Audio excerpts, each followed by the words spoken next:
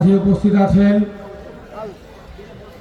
আগামী ত্রয়োদশ জাতীয় সংসদ নির্বাচন দিনাজপুর 2 তথা বিরল বচাগঞ্জের মাটি ও মানুষের নেতা বাংলাদেশ জামাত ইসলামী মনোনীত 11 দলীয় জোট সমর্থিত দাঁড়িপাল্লা মার্কার প্রার্থী বিরল উপজেলা পরিষদের সম্মানিত সাবেক সফল ভাইস চেয়ারম্যান বুনিয়াদপুর আলিম মাদ্রাসার সম্মানিত সাবেক অধ্যক্ষ জননন্দিত নেতা জননেতা জনাব AKM আফজাল মোনাম আমাদের মাঝে এসে উপস্থিত হয়েছেন এশিয়ার সর্ববৃহৎ ছাত্র সংগঠন শহীদি কাফেলা বাংলাদেশ ইসলামী ছাত্র শিবিরের মুহতারাম সাবেক কেন্দ্রীয় সভাপতি জনাব রাজিবুর রহমান পলাশ।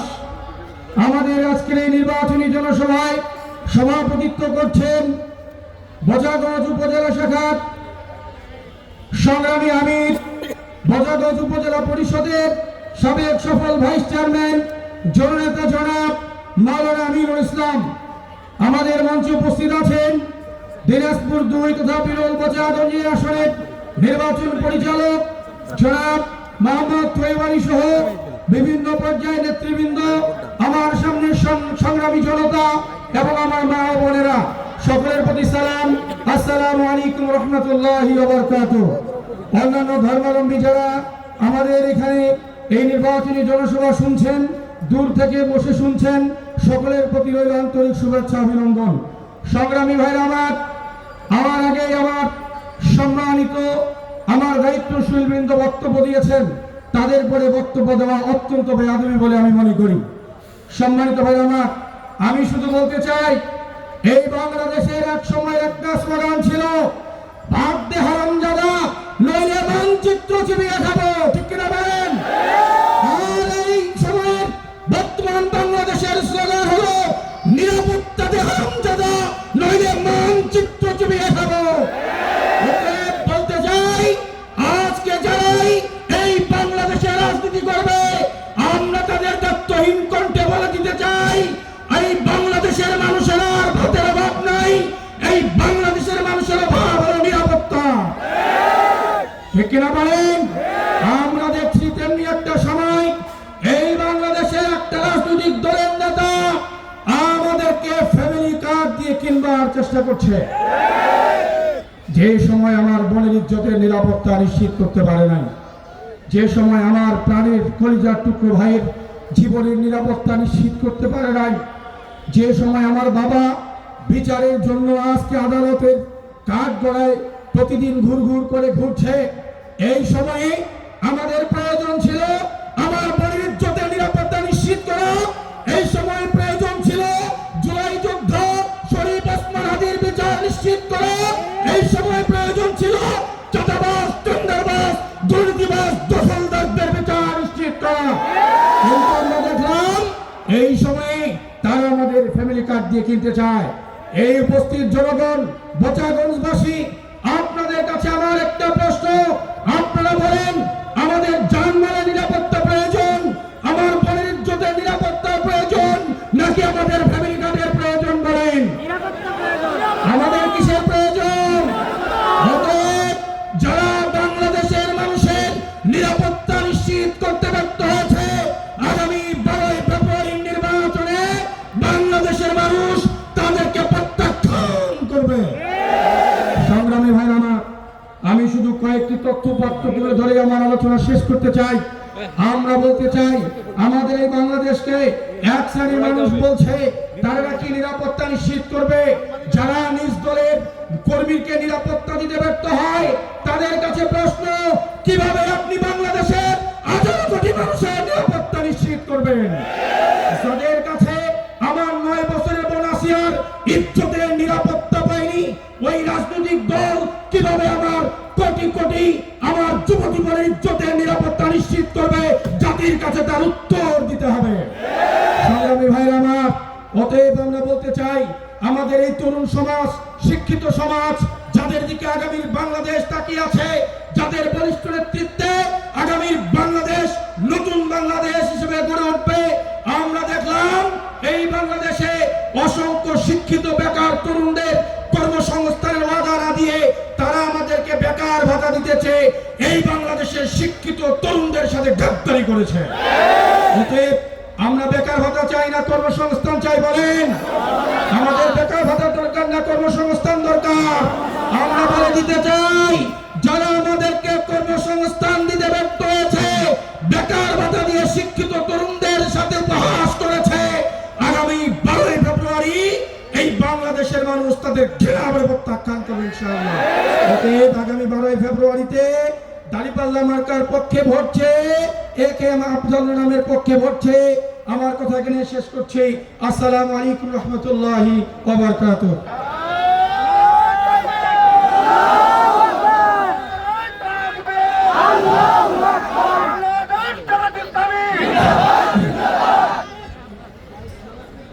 সম্মানিত উপস্থিতি, এখন আপনাদের সামনে বক্তব্য রাখবেন আজকের নির্বাচনী জনসভার প্রধান আলোচক, বাংলাদেশের সর্ববৃহৎ ছাত্র সংগঠনের সাবেক কেন্দ্রীয় সভাপতি, দিনাজপুর জেলা শাখার বাংলাদেশ জামাত ইসলামীর সহকারী সেক্রেটারি জনাব রাজিবুর রহমান পলাশ। জনাব রাজিবুর রহমান পলাশ।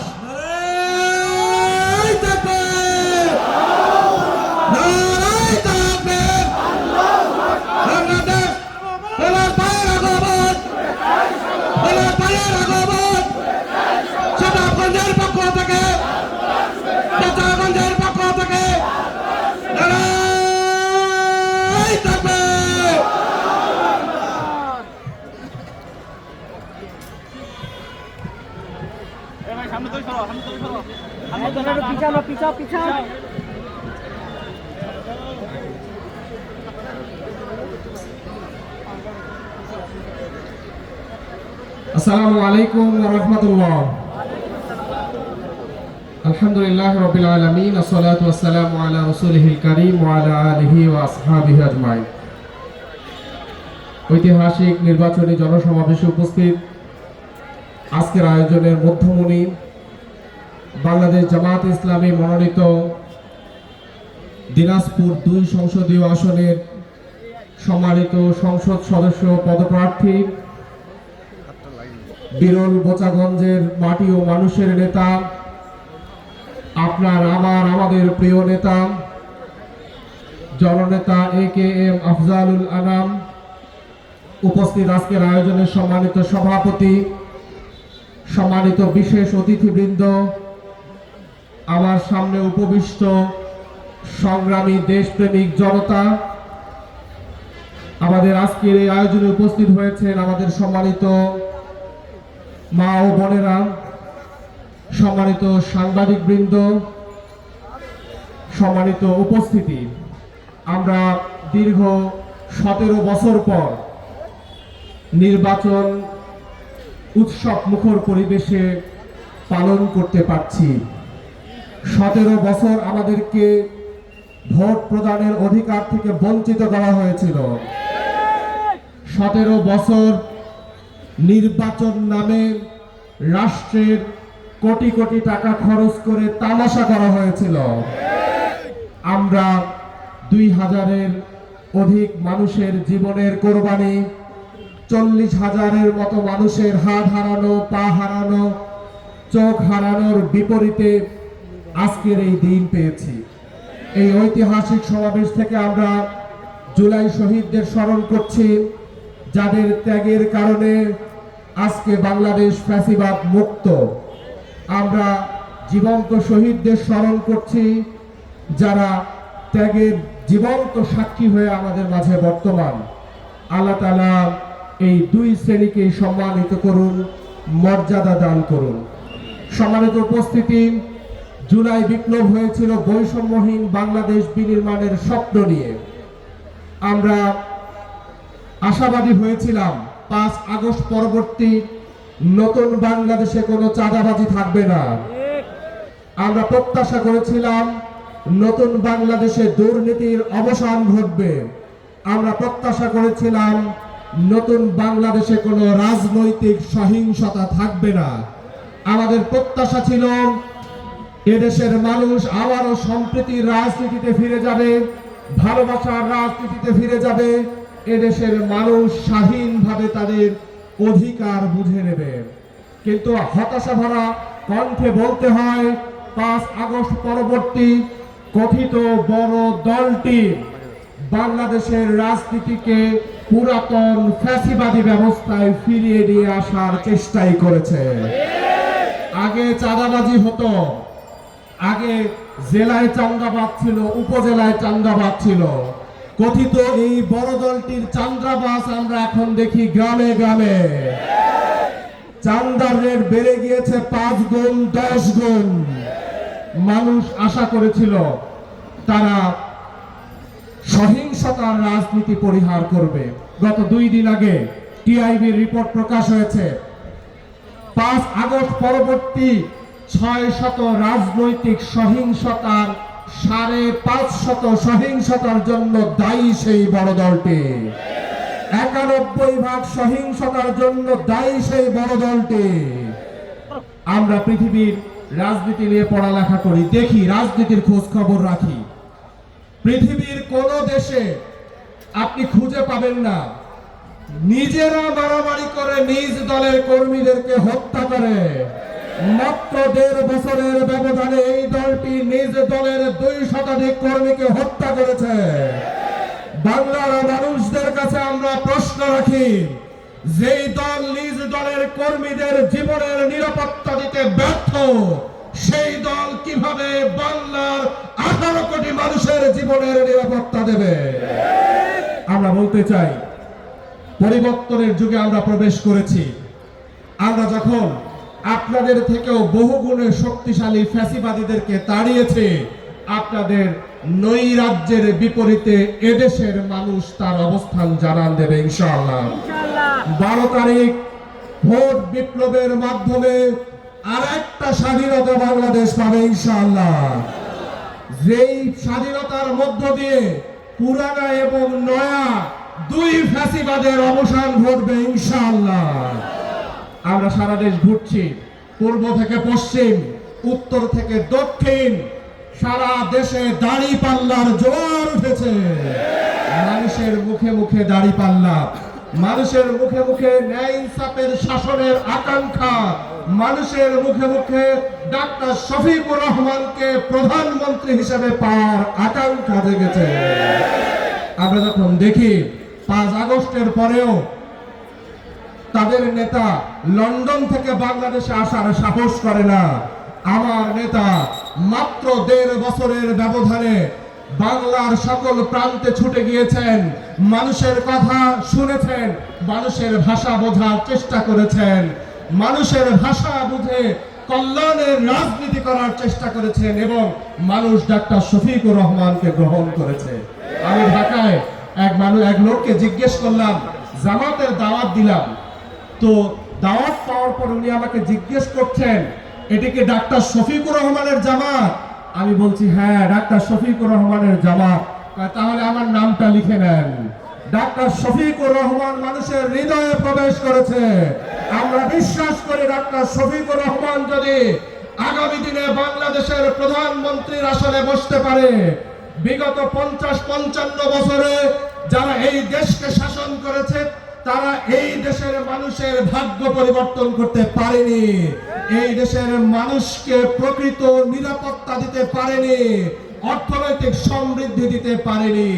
ডাক্তার শফিকুর রহমানের নেতৃত্বের বাংলাদেশে তা সম্ভব হবে বলে আমরা দৃঢ়ভাবে বিশ্বাস করি। একটি দেশের অগ্রসর হওয়ার ক্ষেত্রে প্রধানতম অন্তরায় হলো দুর্নীতি। আপনার আমার জন্য 100 টাকা বরাদ্দ হলে 80 টাকা যাইতো সেই দলের নেতাদের পকেটে, আপনার জন্য বরাদ্দ হইতো 20 টাকা। একটা রাস্তার উন্নয়নের কাজ হলে পরের বছর আবার সেই রাস্তার উন্নয়নের জন্য বাজেট লাগে। আপনি পৃথিবীর সমৃদ্ধ রাষ্ট্রগুলোর দিকে তাকান, রাস্তার কাজ একবার হলে 20 বছর 30 বছর সেই রাস্তায় আর হাত দেয়া লাগে না। আমাদের রডের বোতলে বাঁশ ব্যবহার করে রাস্তা তৈরি করে আমার দেশের নেতারা জনগণকে বাঁশি দিয়েছে। যদি 100 টাকা জনগণের উন্নয়নের জন্য ব্যবহার হয়, বলেন তারা 20 বছরে যা করে আমরা 5 বছরে তা করতে পারবো না। বিগত 20 বছর 30 বছরে বিরল বোচাগঞ্জে যা হয়নি, আমরা দৃঢ়তার সাথে বলতে চাই AKM আফজালুল আনাম যদি এমপি হিসেবে নির্বাচিত হন 5 বছরে তা বাস্তবায়ন করে দেখাবে ইনশাআল্লাহ। জামাত তার ইশতেহারে বলেছে আমার টাকা আমার হিসাব, এর মাধ্যমে রাষ্ট্রের প্রত্যেক জনগণ রাষ্ট্রের কোন খাতে কত টাকা বরাদ্দ হয়, কত টাকা বাস্তবায়ন হচ্ছে, কোনো দুর্নীতি হচ্ছে কিনা তার তদারকি করতে পারবেন। আফজালুল আনাম ওনাকে জিজ্ঞেস করতে পারবেন এই রাস্তার কাজে, এই বিল্ডিং এর কাজে কত টাকা বরাদ্দ ছিল, কোন কোন খাতে কত টাকা খরচ করেছেন তার হিসেব দেন। তিনি বাধ্য থাকবেন বিরল বোচাগঞ্জের মানুষকে হিসেব দিতে ইনশাআল্লাহ। সংগ্রামী উপস্থিতি, আমরা ওই দলটাকে নিয়ে খুব বেশি কথা বলতে চাই না, এরপরও বলতে হয় তারা যদি সুস্থ রাজনীতি করত তাদের নিয়ে আমরা এত কথা বলতাম না। আমরা তাদেরকে আহ্বান রাখি, আমরা আপনাদেরকে বাংলাদেশ থেকে পাঠানোর, অন্য দেশে পাঠানোর কথা বলতে চাই না। আপনারা যেমন বলেন আমরা সম্প্রীতি ভালোবাসার দাওয়াত দেই, সম্প্রীতির রাজনীতির দাওয়াত দেই, আসুন একসাথে মিলে আমরা বাংলাদেশ গড়ি। তারা বলে জামাতকে বাদ দিয়ে তারা দেশ পরিচালনা করতে চায়, জামাত বলে আপনাদেরকে সাথে নিয়ে আমরা দেশ পরিচালনা করতে চাই।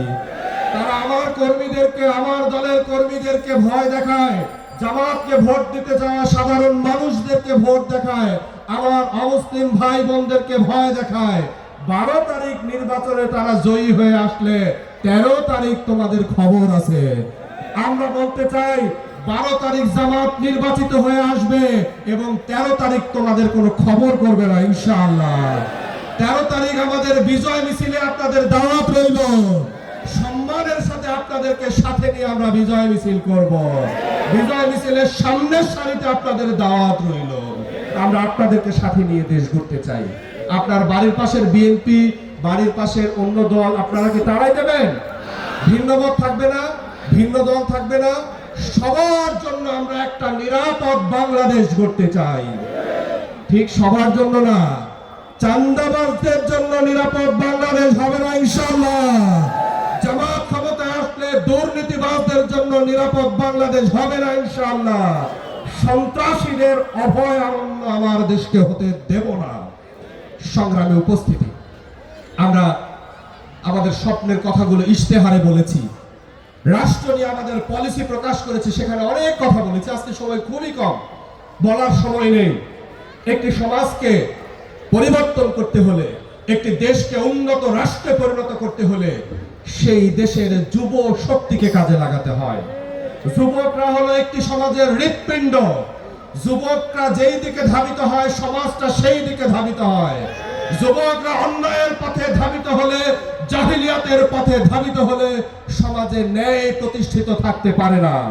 যুবকরা যদি ইনসাফের পক্ষে অবস্থান নেয়, ফ্যাসিবাদ জুলুমতন্ত্রের বিপক্ষে অবস্থান নেয়, সমাজে ফ্যাসিবাদ কায়েম থাকতে পারে না। তা আমরা জুলাই বিপ্লবে দেখেছি। আমরা এই যুবকদেরকে নিয়ে বাংলাদেশ গড়তে চাই। আমাদের স্বপ্ন হলো 1 কোটি বেকার যুবককে আমরা কর্মসংস্থান দেব। প্রতি ইউনিয়নে অন্তত 2000 করে যুবক কাজ খুঁজে পাবে, চাকরি খুঁজে পাবে। দক্ষতা নামক প্রকল্পে আমার যুবক ভাইয়েরা, আমার জেনজি ভাইয়েরা, সে চাকরি পাচ্ছে না, পড়ালেখা শেষ করেছে অথবা পড়ালেখা করতে পারেনি, তাকে দক্ষ করার প্রকল্প আমরা হাতে নিয়েছি। মোবাইল অ্যাপে ঢুকবেন, নিজের নাম লিখবেন, মোবাইল নাম্বার লিখবেন, আপনি কি হতে চান তা লিখবেন। আপনি ফ্রিল্যান্সার হতে চান, আপনি গ্রাফিক্স ডিজাইন শিখতে চান, আপনি রাজমিস্ত্রির কাজ শিখতে চান, অথবা আপনি মোবাইল মেকানিক্সের কাজ শিখতে চান, কি আপনার আগ্রহের বিষয় তা জামাত জানবে।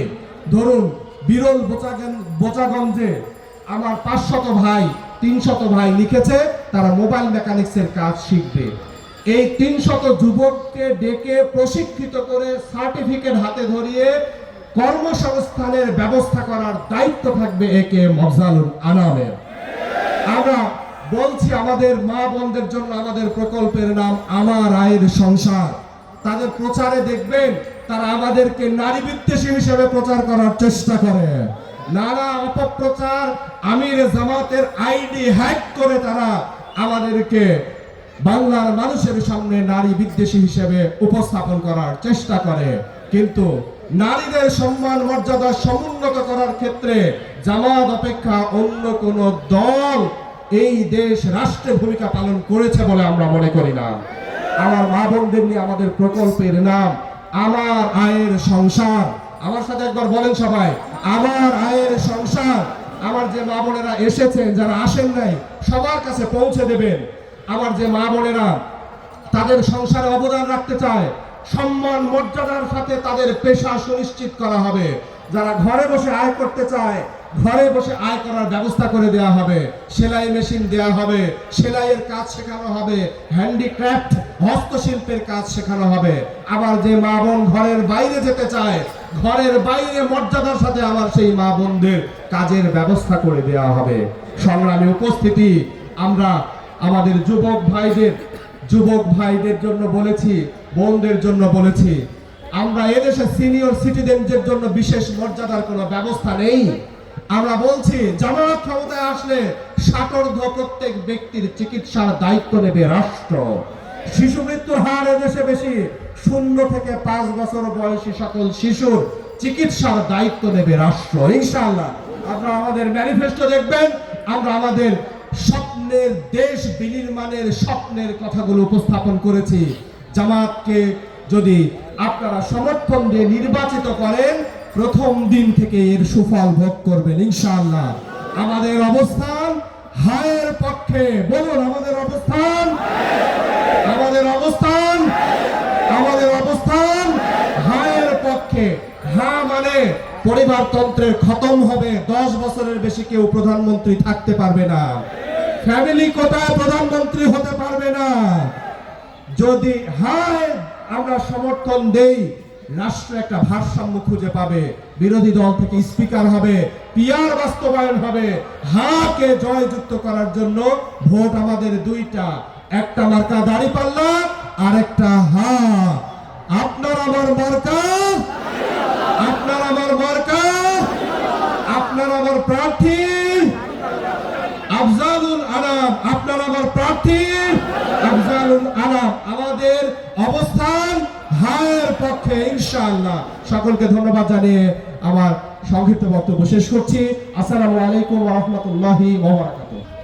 আজকের সমাবেশের সম্মানিত প্রধান অতিথি, বাংলাদেশ জামাত ইসলামী তথা 11 দলীয় ঐক্য জোট মনোনীত প্রার্থী, দাঁড়িপাল্লা মার্কার মনোনীত প্রার্থী, দাঁড়িপাল্লার প্রার্থী, বিরল কোচাগঞ্জ আসনের মানুষের প্রার্থী জনাব এ.কে.এম. আফজালুল আনাম, জনাব এ.কে.এম. আফজালুল আনাম। নারায়ে তাকবীর, নারায়ে তাকবীর।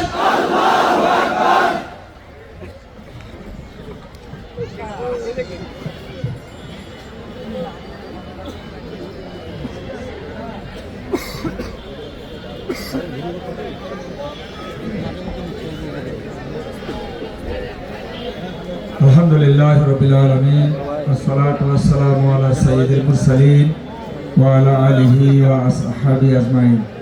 বাংলাদেশ জামাতে ইসলামী বছরগঞ্জ উপজেলা শাখা কর্তৃক আয়োজিত আজকের এই বিশাল নির্বাচনী সভার সম্মানিত সভাপতি, যিনি অত্র উপজেলার সম্মানিত আমির মাওলানা আমিনুল হক, আমাদের সামনে এতক্ষণ গুরুত্বপূর্ণ বক্তব্য রাখছিলেন। সময় পাইলে আরও কথাবার্তা আমরা শুনতে পারতাম।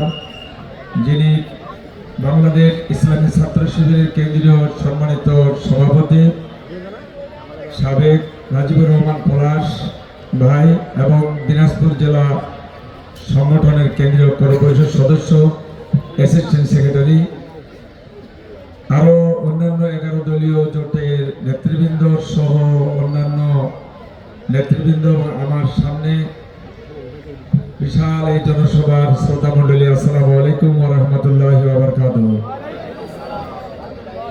মুসলিম ভাইদের প্রতি আমার আন্তরিক শুভেচ্ছা। আমাকে ঘিরেই তো এত কথাবার্তা, শুধু আমাকে নয়, বাংলাদেশ জামাতে ইসলামী কি করতে চায় আগামীতে, সত্যি একটা সুযোগ আসছে। আমি একটি কথা স্মরণ করে দিতে চাই, আমরা 16-17 বছর যে জ্বালা নির্যাতনে ছিলাম, এই নির্যাতনের সর্বপ্রথম রক্তে বুক পেতে দিয়েছিল, ঢেলে দিয়েছিল রক্তের রক্ত, যেটা আবু সাইদ তিনি বলেছিল বুকের ভিতর অনেক ঝড়, বুক পেতেছি গুলি কর। এখনো কিন্তু বুকের ভিতর ঝড় শেষ হয়নি, এখনো ঝড় আছে। যার জন্য একটা কথা আরো আছে, আবু সাইদ মুগ্ধ শেষ হয়নি, 12 তারিখে আসল ব্যালটের যুদ্ধ, হয় কিনা? এই যুদ্ধে বিজয় লাভ করতে হবে। তারা বুকে রক্ত দিয়ে যদি শাহাদত বরণ করতে পারে, 2000-এর মতো 40,000-এর মতো যদি বন্ধুত্ব বরণ করে থাকতে পারে, আজকে যদি আমরা এই 12 তারিখের নির্বাচনের সময় যদি গড়িমসি করি, তাহলে ওই সমস্ত লোক কালকে আসামের কাঠ করে আমাদের কাটকে দিবে। আমি আপনাদের সামনে এতটুকু বলতে চাই, বিরল এবং বোচাগঞ্জ 3,71,000 ভোটার। আমি ঘুরে ঘুরে দেখেছি প্রত্যন্ত অঞ্চল পর্যন্ত, সে 1 নম্বর নাফানগর থেকে শুরু করে আমাদের 12টা ইউনিয়ন, 12 নম্বর রাজারামপুর থেকে 2টা পৌরসভা, মানুষের একটু আলাদা উৎসাহ পরিবর্তন চায়, পরিবর্তন চায়। এই পরিবর্তন আমাদেরকে অবশ্যই নির্বাচনে, এই মুহূর্তে নির্বাচন থেকে আজ পর্যন্ত অতন্দ্র প্রহরীর মতো এই নির্বাচনকে ঘিরে আমাদের কাজ করতে হবে। যদি না করতে পারি, তাহলে যে বিগত যারা শাহাদত বরণ করেছে, তাহলে তাদেরকে আমরা অপমানিত করব। আমি আপনাদের সামনে এতটুকু বলতে চাই, আমি যেহেতু প্রার্থী, অনেক বক্তব্য হলো। আমার বাড়ি, আমার এলাকা, আমাকে চিনেন, সব বর্ণনা দিয়েছে। আমি অবশ্যই একটা গ্রামের মানুষ, একটা গ্রাম থেকে একটা প্রতিষ্ঠান হয়ে, প্রতিষ্ঠান থেকে প্রিন্সিপাল হয়ে 40 বছর রিটায়ার করছি, ভাইস চেয়ারম্যান ছিলাম। আল্লাহ তাআলা বাংলাদেশ জামাতে ইসলামী বিরল এবং বোচাগঞ্জ উপজেলা থেকে 3,71,000 মানুষের মধ্যে, ভোটারের মধ্যে আমাকে প্রার্থী করেছে। এই প্রার্থী কিন্তু আমি নয়, প্রার্থী আপনারা। বিজয় আমি করব না, বিজয় করবেন আপনারা। আমি কথা দিলাম, আল্লাহ যদি আমাকে কবুল করে, আপনারা যদি মতামত দেন, আমি 3,71,000 ভোটারের খাদেম সেবক হয়ে বাকি জীবনটা আমার কাটাবার চেষ্টা করবো ইনশাআল্লাহ। আমার কিচ্ছু চাওয়া পাওয়ার নাই। ডাক্তার শফিকুর রহমান যেমন একটা মানবিক মানুষ, আজকে সত্যিকার বাংলাদেশ ইসলামী ছাত্র শিবির জামাত ইসলামের মাধ্যমে গোটা দেশে তিলে তিলে অসহায় যন্ত্রণা হয়ে এরকম 300 জন লোক 11 দলের মধ্যে বাছাই করে এই বাংলাদেশের নমিনি সেট করেছে। এই নমিনিরা আমরা যদি সরকার গঠন করতে পারি, বাংলাদেশ জামাত ইসলামী যদি সরকার গঠন করতে পারে 11 দল নিয়ে, তাহলে আমি বলে যাই, শুধু বিরল বোচাগঞ্জ নয়, 6 মাস থেকে 1 বছরে গোটা দেশের রং পাল্টে যাবে ইনশাআল্লাহ। বিরল বোচাগঞ্জ তো আরো পাল্টে যাবে। বিরল বোচাগঞ্জ খুব উর্বর লোক, শান্তপ্রিয় লোক, দলবদ্ধ থাকতেই পারে, ছোটখাটো এটা ওটা কথাবার্তা হতেই পারে। আমি দেখেছি বেড়াই, অন্য দলের লোকরা যদি আমাকে জড়িয়ে ধরে, আপনি কল্পনা করতে পারবেন না, 2-1টা থাকবেই জড়িয়ে ধরে। আমি কথা বলছি, সবাইকে নিয়ে যদি আমি যাই, সর্বপ্রথম চিনির কল কিভাবে চালু করে দেয় তার ব্যবস্থা করবো ইনশাআল্লাহ। 2 থেকে 2,500 লোক বেকারত্ব হয়ে আছে। বহু বিঘা একর জমি আমি বেরিয়ে দেখেছি, সেই জমিগুলা লিস্ট নিয়ে আবাদ করা হচ্ছে। সবাই আফসোস করছে, ভাই আপনি যদি যান এই বিষয়টা দেখে। আমরা আমাদের সংগঠনের পক্ষ থেকে ড্রোন নিয়ে এসে গোটা সুগার মিলের উপর দিক থেকে সমস্ত ছবি নিয়ে আমরা তার ব্যবস্থা ইনশাআল্লাহ শুরু করেছি। যদি হয় তাই সর্বপ্রথমেই পৌরসভার চিনিকলকে শুরু করার ব্যবস্থা করা হবে। আমি আপনাদের বলতে চাই, অনেক অঙ্গীকার দেওয়া যায়, লম্বা লম্বা ফিরিস্তি এর আগে বড় বড় নেতা দিয়েছে, দেয় নাই। আমি কিন্তু বলতে চাই না, যদি মারা যায়, লেমাতা কোনো নামাতা ফালুন, বৃক্ষ তোমার ফলে পরিচয়। সব বৃক্ষ রোপণ করে করে দেখেছি, ফল কিন্তু আসলে যে বৃক্ষ লাগিয়েছিলাম সেই বৃক্ষর কোনো স্বাদ আমরা পাইনি। বাংলাদেশ জামাতে ইসলামীর এই দাঁড়িপাল্লা মার্কার বৃক্ষটা 22 তারিখে যদি রোপণ করতে পারে, সুষ্ঠু নির্বাচনের মাধ্যমে সরকার গঠন যদি হয়, ইনশাআল্লাহ সেই বৃক্ষ আপনার ফলে পরিচয় হবে। আমি বলে দিলাম। এরপরে আমি রাস্তাঘাট অনেকে দেখেছি, ওই 1 নম্বর নাফানগর ভাঙ্গা মাদ্রাসা, সেটা হলো পীরগঞ্জের পাশে। আমি একদিন গেলাম, সব স্টাফদের সঙ্গে আলাপ করে দিলাম, বাইরলাম যে দেখেন বাউন্ডারি ওয়ালটা নাই, গরু বাঁধা আছে, ছাত্র ছাত্রী গরু গোবর বলে না, সব খেছে আর বেড়ায়। এরকম অনেক রাস্তাঘাট, পুল, কালভার্ট, মাদ্রাসা বাউন্ডারি থেকে শিক্ষা প্রতিষ্ঠানের অবকাঠামো, এটা একাডেমিক ভবনে পর্যন্ত হয়নি, অথচ কোটি কোটি টাকা বিদেশে চলে গেছে, হয় কিনা? আমাদের কেন্দ্রীয় সভাপতি বললেন, আমি আরো তথ্য দেই। আমি ভাইস চেয়ারম্যান ছিলাম, একটা বরাদ্দ প্রকল্প পাশ করছে কবরস্থানে, কয়েক লাখ টাকা পাশ করার পর এই কয়েকজন নেতা সলিমুদ্দিন, কলিমুদ্দিন, নঈমুদ্দিনের টিপসই দিয়ে পিআইও সাহেবকে কয়টা টাকা ভাউচার করবা দিয়ে বাকি টাকাটা সব কয়েকজন ভাগ করে খেয়েছে। আপনি জানেন না আপনার ওইখানে শ্মশান ঘাটের জন্য, আপনি জানেন না মসজিদের জন্য, আপনি জানেন না আপনার গ্রামের যে ওই কবরস্থানের জন্য বরাদ্দ পাশ করে সমস্ত টাকা মারি খাওয়া হয়েছে।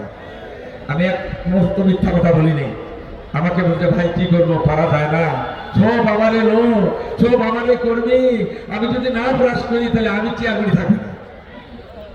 এই বিগত আগের পরের আমি আপনাদেরকে বলতে চাই, আল্লাহ যদি আমাকে এই দায়িত্ব দেয়, এই যত বরাদ্দ আসবে 3,71,000 মানুষের, আমি বলে দিচ্ছি চুল পরিমাণ কেউ একটু খুশিয়ে খাওয়ার সুযোগ পাবে না। বরঞ্চ আমরা বলতে চাই যে মুসলিম ভাই আছেন না, ওনারা বলে, আমি কয়েক জায়গায় গেছিলাম, ভাই আমাদের মণ্ডপটা দেখেন, আমার দুর্গা ইয়েটা দেখেন, কেউ দেখে নেই। আমরা কয়েকজন দায়িত্বশীলের মাধ্যমে আমরা বলতে চাই, ওই দুর্গার মণ্ডপগুলো যেহেতু তাদের উপাসনাগার, তাদের ধর্ম তারা পালন করবে, যেহেতু সরকার বরাদ্দ দেয়, কেন হয় নাই, আমি যদি যাই তাদের ধর্ম পালনের ব্যবস্থাটা আমি সর্বপ্রথম তাদের করবো ইনশাআল্লাহ। কারণ তারা তো মানুষ, তাদের ধর্ম তারা পালন করবে, তাদের সুযোগ দেওয়া দরকার, এটাই ইসলাম। কিন্তু ভয় দেখায়, আপনি ভোট যদি জামাতকে দেন তাহলে পূজা করতে পারবেন না, যদি ভোট দেন তাহলে আপনার বোরখা পরাবে। আমরা এক আলু বাড়িতে গেছিলাম, হিন্দু মহিলারা আছে, মা আপনাদেরকে বোরখা পরাতে, হ্যাঁ করছে তো, একেবারে হাসি। ওই উত্তর দেশে যদি বোরখাও পড়তে হয়, এটা ভালো পোশাক, তবুও শান্তিতে বসবাস করার জন্য আমরা জামাত ইসলামকে ভোট দেবো। আমি মোটা কান্না আসতেছিল, আবেগ ভরে কথাটা বলতেছিল, বলছে মা শোনো, কোন জীবনে বোরখা আমরা পড়াবো না, এটা ইসলাম না। বোরখা পড়াবো না, আপনার ধর্ম আপনি পালন করবেন, আমাদের ধর্ম আমরা পালন করব।